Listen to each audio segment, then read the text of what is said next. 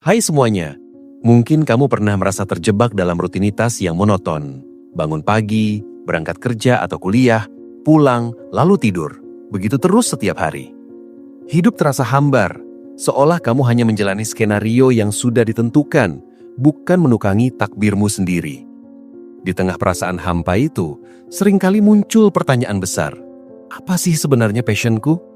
Pertanyaan ini bisa jadi sangat mengganggu, apalagi saat kamu melihat orang lain begitu semangat dengan apa yang mereka kerjakan. Mereka seolah-olah menemukan mata air yang tak pernah kering, sementara kamu masih mencari-cari di padang gurun. Jangan khawatir, kamu tidak sendirian. Banyak orang merasa seperti itu, dan justru perasaan inilah yang menjadi awal dari perjalanan penemuan diri yang paling berharga. Menemukan passion itu memang bukan seperti membalikan telapak tangan. Ini adalah sebuah proses, sebuah perjalanan yang memerlukan kesabaran, kejujuran, dan kemauan untuk mencoba hal-hal baru. Langkah pertama yang bisa kamu lakukan adalah berhenti sejenak dan benar-benar mendengarkan dirimu sendiri. Bukan mendengarkan apa kata orang lain tentangmu, atau apa yang seharusnya kamu lakukan menurut standar masyarakat.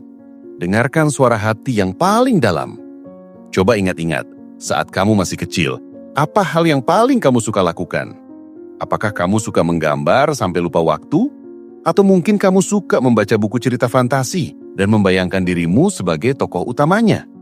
Mungkin juga kamu suka membongkar pasang mainan atau membuat kerajinan tangan dari barang-barang bekas. Seringkali, bibit-bibit passion kita tertanam sejak masa kanak-kanak saat kita melakukan sesuatu murni karena rasa senang tanpa paksaan atau tuntutan. Sifat alami itu seringkali terkubur di bawah tumpukan tanggung jawab dan ekspektasi orang dewasa. Jadi, coba gali lagi ingatan-ingatan itu. Tanyakan pada dirimu sendiri, hal apa yang membuatku merasa sangat hidup dan bersemangat, bahkan saat aku melakukannya sendirian tanpa pujian dari orang lain. Setelah kamu berhasil mengingat beberapa hal yang kamu nikmati di masa lalu, sekarang saatnya untuk menghubungkannya dengan kehidupanmu saat ini.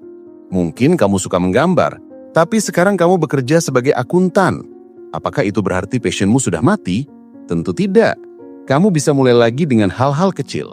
Misalnya, setiap akhir pekan, luangkan waktu 1 atau 2 jam untuk menggambar. Tidak perlu langsung membuat karya yang luar biasa. Cukup coret-coret di buku sketsa. Rasakan kembali sensasi saat pensil atau kuas menyentuh kertas. Nikmati prosesnya, bukan hasilnya. Intinya adalah memberi ruang bagi diri sendiri untuk melakukan apa yang disukai tanpa tekanan. Passion itu seperti otot. Semakin sering dilatih, ia akan semakin kuat. Semakin kamu memberi ruang untuk hobi atau minat lamamu, semakin besar kemungkinan ia akan berkembang menjadi sesuatu yang lebih besar. Salah satu kesalahan terbesar yang sering kita lakukan adalah mencari passion di tempat yang salah. Kita berpikir bahwa passion itu haruslah sesuatu yang menghasilkan uang banyak atau membuat kita terkenal. Padahal, passion sejati itu datang dari dalam, dari sebuah kegiatan yang membuatmu merasa utuh dan bersemangat, bahkan saat tidak ada imbalan sama sekali. Coba pikirkan, hal apa yang rela kamu lakukan secara gratis? Misalnya, kamu senang mengajar teman-temanmu sampai mereka paham, tanpa mengharapkan apa-apa. Atau mungkin kamu suka sekali menata ulang perabotan di rumahmu dan di rumah temanmu, hanya karena kamu senang melihat ruang yang rapih dan indah. Kemungkinan besar, disitulah bibit passionmu bersemayam. Jadi, jangan terlalu fokus pada hasil akhir. Fokuslah pada prosesnya, pada perasaan yang kamu rasakan saat sedang melakukannya. Saat kamu menemukan kegiatan yang bisa membuatmu lupa waktu dan membuatmu merasa damai, hampir bisa dipastikan itulah passionmu. Selain menggali masa lalu, cara lain yang sangat efektif adalah mencoba hal-hal baru. Keluar dari zona nyamanmu.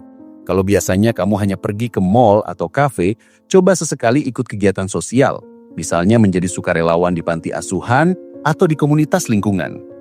Kalau biasanya kamu hanya membaca buku fiksi, coba baca buku-buku non-fiksi tentang biografi orang-orang sukses atau tentang ilmu pengetahuan yang belum pernah kamu sentuh. Ikuti lokakarya atau kursus singkat yang tidak ada hubungannya dengan pekerjaanmu saat ini. Misalnya kursus merajut, membuat kue, atau bahkan bela diri. Dengan mencoba berbagai hal, kamu membuka diri pada pengalaman-pengalaman baru yang mungkin akan mengejutkanmu. Kamu mungkin akan menemukan bahwa kamu punya bakat terpendam di bidang yang tidak pernah kamu bayangkan sebelumnya. Proses ini adalah tentang eksplorasi diri, tentang membuka jendela-jendela baru dalam dirimu. Seringkali, hambatan terbesar dalam menemukan passion adalah ketakutan. Takut gagal, takut dinilai aneh oleh orang lain, atau takut membuang-buang waktu. Pikiran-pikiran negatif ini sangat wajar, tapi jangan biarkan mereka mengendalikanmu. Ingat, perjalanan menemukan passion itu bukan tentang kesempurnaan. Ini adalah tentang proses pembelajaran dan pertumbuhan. Tidak apa-apa juga kamu mencoba sesuatu dan ternyata tidak menyukainya. Itu juga sebuah penemuan. Dengan begitu, kamu bisa mencoret satu hal dari daftar kemungkinan dan melangkah ke hal berikutnya. Jadi, buang jauh-jauh rasa takut itu. Anggap saja ini sebagai sebuah petualangan seru untuk mengenal dirimu lebih dalam. Setiap langkah, baik yang sukses maupun yang gagal, adalah bagian dari cerita unikmu. Menemukan passion juga berhubungan erat dengan rasa ingin tahu. Jangan pernah berhenti bertanya. Tanyakan pada dirimu sendiri, apa yang membuatku penasaran? Topik apa yang selalu membuatku ingin tahu lebih banyak? Masalah apa di dunia ini yang membuatku merasa ingin berkontribusi untuk menyelesaikannya? Jawaban dari pertanyaan-pertanyaan ini bisa menjadi petunjuk penting. Misalnya, kamu selalu penasaran dengan cara kerja mesin, dan kamu selalu ingin tahu lebih banyak tentang teknologi. Mungkin passionmu ada di bidang teknik atau rekayasa. Atau mungkin kamu sangat peduli dengan isu-isu sosial dan kamu merasa ingin membantu orang-orang yang kurang beruntung. Mungkin passionmu ada di bidang sosial atau kemanusiaan. Rasa ingin tahu adalah kompas yang bisa membimbingmu ke arah yang tepat. Setelah kamu mengidentifikasi beberapa kemungkinan passion, sekarang saatnya untuk mengambil langkah nyata. Jangan hanya memikirkannya, tapi mulai bertindak. Misalnya, jika kamu berpikir passionmu adalah menulis, mulailah menulis setiap hari, meskipun hanya satu paragraf. Jika kamu berpikir passionmu adalah memasak, coba resep-resep baru setiap minggu. Jangan terlalu banyak berpikir, terlalu banyak menunda.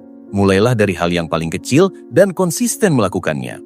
Ingat, ribuan langkah dimulai dari satu langkah kecil.